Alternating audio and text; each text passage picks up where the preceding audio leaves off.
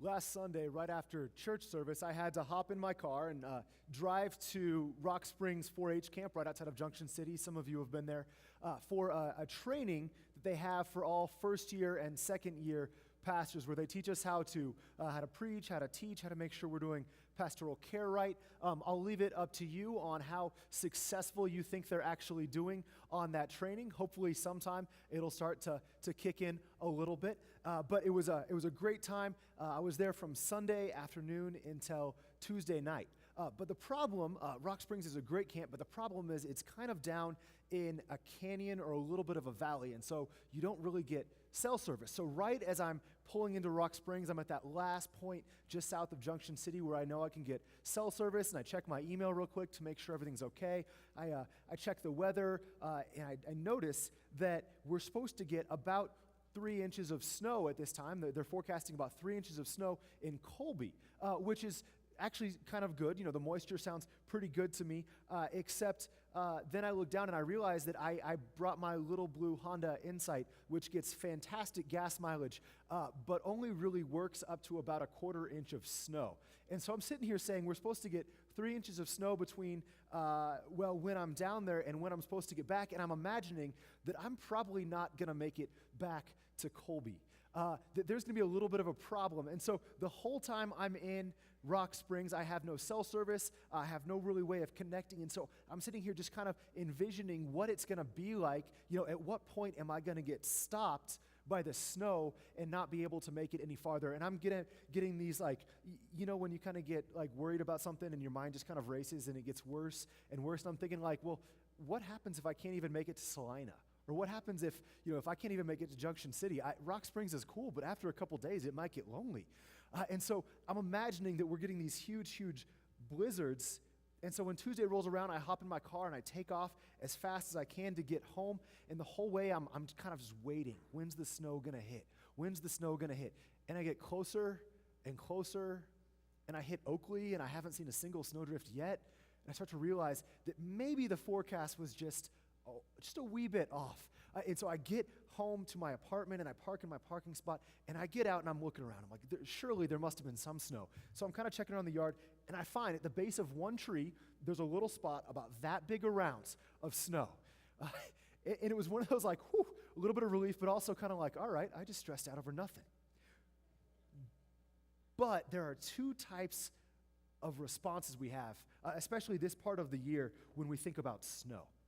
There are really two types of reactions people have, two types of people, really, when it comes to snow. The first type of people, when they hear it's going to snow, or more importantly, when they see snow, they start to imagine what their house might look like with little lights on it and with holly and tinsel, and they start humming songs about reindeers, and they start putting like eggnog flavoring and peppermint flavoring and everything, even in like coffee where it most definitely does not belong. That is scriptural. They start really starting to look ahead towards Christmas. And some of y'all know you're there. You've been looking towards Christmas since like July. You're ready for it. You know what everybody wants on their Christmas list. You've already got yours made out, and you're so excited. And then there are the rest of us that think Christmas needs to wait its turn because we still have a holiday called Thanksgiving, which is all about gratitude and food, and we've got to get through that one first before we can start looking ahead, because Christmas starts to stress us out just a little bit. And I know that some of y'all are there with me, because when I mentioned the word Christmas, your eyes got a little bigger and you got a little nervous. So there are two different ways that we respond to this idea of Christmas. And I'm not just talking about the Christian holiday. I'm not just talking about Christmas Eve or Christmas morning. I'm talking about the whole season of Christmas. Everything we put with Christmas. All the trappings and the tinsel, the gifts and the time and the celebration that we put into this season. Because this season seems to start earlier and earlier every year. It takes up more and more of our time. More and more of our energy goes towards getting ready for this season where we celebrate Christmas. It seems like the day where Christmas season starts is getting closer and closer all the time. A couple of years ago, a retailer started celebrating the beginning of the Christmas season with this big shopping day called Black Friday. It was the day after Thanksgiving, and they would lower all of their prices. They would have massive blowout sales. It became a big shopping excursion for a lot of people, and it started out at 9 a.m., and then it got to 7 a.m., and then 6, and then 4. And it sounds like this year a couple retailers are going to open their doors for Black Friday and kick off the Christmas season at 12:01 a.m. the day after Thanksgiving, which means that Thanksgiving this year, or that Christmas this year will start as soon as the minute that Thanksgiving is over. We're putting more and more of our time into this season of Christmas. And as much as some of us get excited about that, most of us have felt that Christmas letdown once or twice, where we were so excited for Christmas, we were so ready for it, we had big plans, we had big gifts, but something didn't quite turn out quite like we would have hoped. Something wasn't quite as great as we would have liked. Because as much as Christmas is a time of celebration and reunion with family, as much as it's a time where we come together as a church and celebrate the birth of our Savior, it's also a time that sometimes has stress. It sometimes has sleepless nights. And it sometimes has moments that don't live up to our expectations and leave us feeling even lower than before. A lot of us have this greeting card vision of Christmas.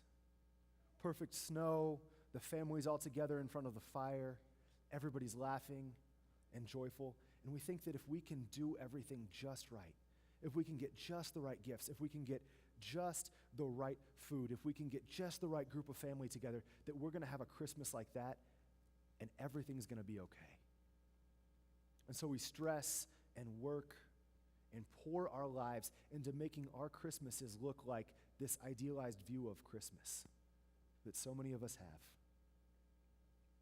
because we hope that it'll fix all of the issues in our lives, that it'll fix our family issues and our loneliness and that gnawing hole that many of us get in our hearts as the winter sets in.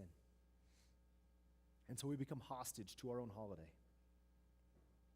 Every year we want more and more for things to be better and better, and we work harder and harder, and our stress goes more and more intense. And we feel like we're on a race to make this Christmas experience, this Christmas season, fit into this idealized view of what we think Christmas is going to be. And sometimes we get to the feeling, well, that we're let down. Too many of us get to Christmas morning and the wrapping paper's all around and the kids have run off to play with one or two toys and the family's no longer hanging out together, and we get to this feeling, was that it? Was that what I have put months of my life and hours of preparation into cleaning and wrapping and preparing for? So we pour out our lives in this idealized view of how we think we're supposed to celebrate. But our expectations become a vicious cycle. And sometimes we leave feeling like we've poured out our life to something that isn't life-giving to us. And I'm all for presents, and I'm all for gifts. I want you to hear that. I'm all for Christmas lights. I'm all for Christmas carols. I think these are great things. But I think when we let them become the main thing, when our priorities start to shift away a little bit, that we start to find we've poured out our lives towards something that can't give life to us. And so as we prepare for Christmas, I wonder if we can ask ourselves one significant question. As we're pouring our lives into things this season, are we giving our life to things which are life-giving or life-taking? This is a question that we run into across history, across human experience, and across Scripture. That's the core question that Elijah is asking people in the Bible. He's asking them, are you pouring your life into things which are life-giving or life-taking? The prophet Elijah walks into a group of people thousands of years ago, and they're longing for something to make their life better, just like many of us are longing for Christmas to fill that need in our life. And Elijah walks in and he sees these people, and they all hush and listen to what he has to say, because Elijah is a prophet, which means that sometimes God speaks through Elijah to give the people a message, and they're longing for a message this day. Because the people of Israel have been in the midst of an extreme and total drought for 3 years. For 3 years, there hasn't been a drop of water in the land. There is no dew on the grass in the morning because the grass has all died. The animals are starving, the economy is broken, and the people are desperate. And they're longing and searching for a message of hope. But Elijah has been hiding because the king wants him dead. And the king wants him dead because Elijah and the king have a little disagreement over which God the people of Israel are going to follow. See, the king, his name is Ahab, has this idea that the people should follow a god named Baal or Baal, depending on which accent you have. Either one's going to work. We're right at the spot in America where it starts to switch. So I'm going to go back and forth and use both. But people are starting to worship this god named Baal because the king is telling them to. The king is telling the people that Baal is going to solve our problems with the drought. Because Baal is this idol that claims to be a storm god. And you could understand how people in a drought would long for someone who claimed to have the power to send storms and rain. But the other problem with Baal is that Baal isn't just a storm god. Baal is a god of sacrifice. Baal demands that people show their devotion in the most extreme way possible. And so, in the midst of worship, priests to Baal would show their devotion to their god by taking knives and swords and cutting themselves and pouring out their blood as a sacrifice on the altar. The idea was the deeper you can cut, the more devotion you can show, the more that Baal will bless you. And so they would pour out their lives to this altar. They would pour out their lives to this idol in hopes that Baal would bless them. But it didn't stop there.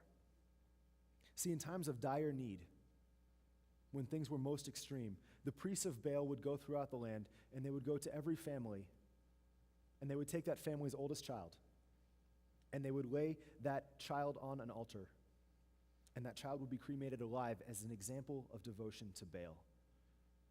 And so people were not only pouring out their own lives, but the lives of their children. Because this was a God who demanded that people show their devotion by giving all of their life. Not in a way that it was life-giving, but in a way that was life-draining. And we can see why God and why Elijah is so saddened by this and is so broken by the people leaving God of life and beginning to follow this false idol that demands they pour out their life in destruction. That's the setting that Elijah walks into. He walks into a crowd of hundreds, perhaps thousands, of people who are searching desperately for something to give them life. And he walks into their midst, and every eye is focused on him, and every ear is listening. And Elijah begins to speak. And he asks them a very simple but powerful question.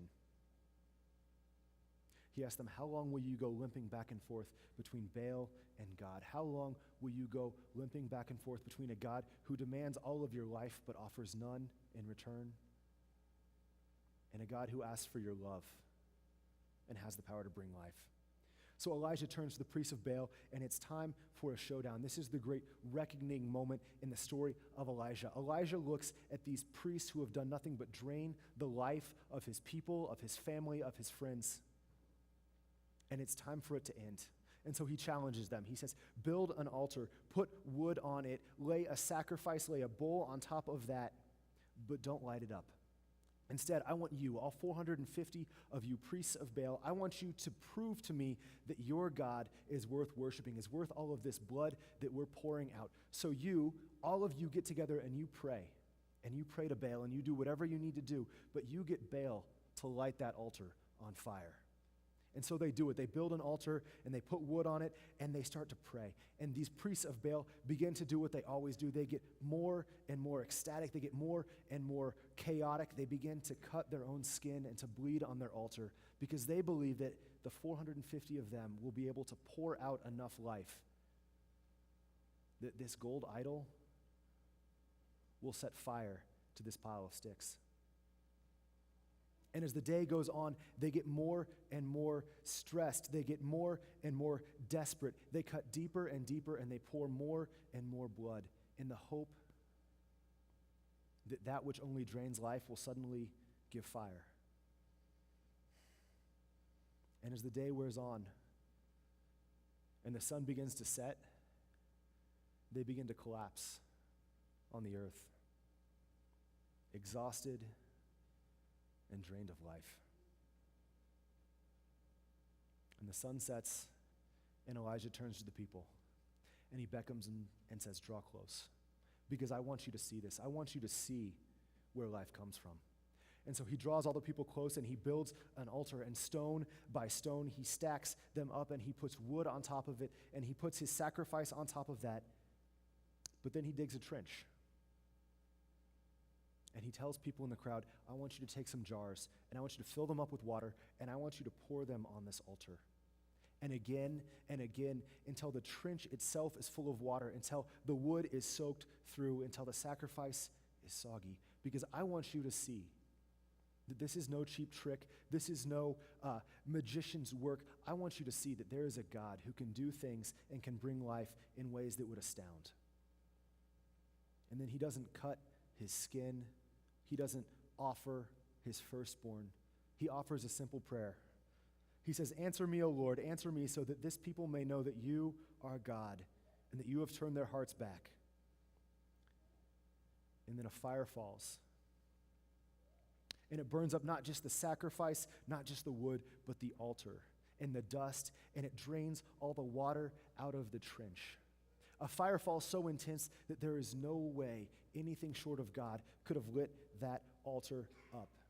And the people begin to turn their hearts back as they've seen the power of Baal, and they've seen where that worship leads, and they've seen the power of God. I'd invite you to read the rest of the chapter at home. We read as Elijah goes up on a mountain, and he begins to pray. And a cloud begins to appear far off in the sea, and it grows and grows and comes closer and closer. And the rains began to fall on this drought-parched land, this land desperate for water, and great torrents and buckets of rain fall, so much that Elijah is able to walk back or to run back to Ahab's palace faster than Ahab can ride there in a chariot, because the mud is over the wheels. And this land that is desperate for water finally receives it. And this is a huge moment. This is a great story. We could talk about it for a long time, but it has a very, very simple moral. It talks about pouring out our lives to things that are able to give us life. It asks the same question to the ancient Israelites that we ask in every moment of our life. Are we pouring out who we are? Are we pouring out our essence, our lifeblood? Perhaps not our very blood, but our time and our energy and our talents. Are we pouring out that to things which give us life or to things which drain us life? Because we don't struggle with child sacrifice anymore. That's not a problem in America, but we do pour out our lives into things which have the ability to drain and things which have the ability to enliven. Last year, $601 billion were spent on holiday shopping and Christmas preparation in this elusive attempt to capture this idea of Christmas cheer, this idea that if we could just give the right gifts, that we would fix, well, the problems in our lives, that if we could just have this idealized image of Christmas, that everything would be okay. $601 billion. To put that in perspective, it would take $10 billion to give clean and safe water to every single human on the planet for a year. $601 billion is a lot of money.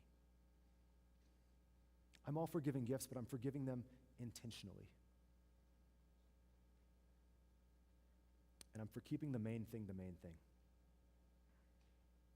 This Christmas season, Jim and I are going to be talking in December, in the month of December, about Advent. We're going to be following this idea called the Advent conspiracy. How can we look at Advent? How can we look at the coming of Christ differently? We're not saying no to presents. We're not saying no to carols, but we are saying yes to keeping in mind that the main thing is the main thing, and the main thing is that life comes from Christ and not comes from some storybook Christmas. We have a few small groups in the church that are going to be talking through this idea starting tonight. They're going to meet here at 5:30 for a potluck. And if Christmas is something that you as a family have struggled with, if every year it feels like you're more and more in a rat race, that you're trying to top every single year the year before, I would invite you to join. Come try it out for 4 weeks. See how we can keep the main thing this Christmas, and how we can give our lives to something not that drains us, but which gives us life. Because the message of Christmas is not one of sacrifice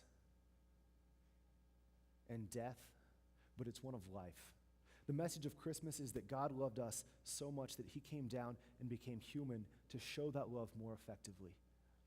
That God seeks to love and to fill us up with his love and his life. That's the message of Christmas.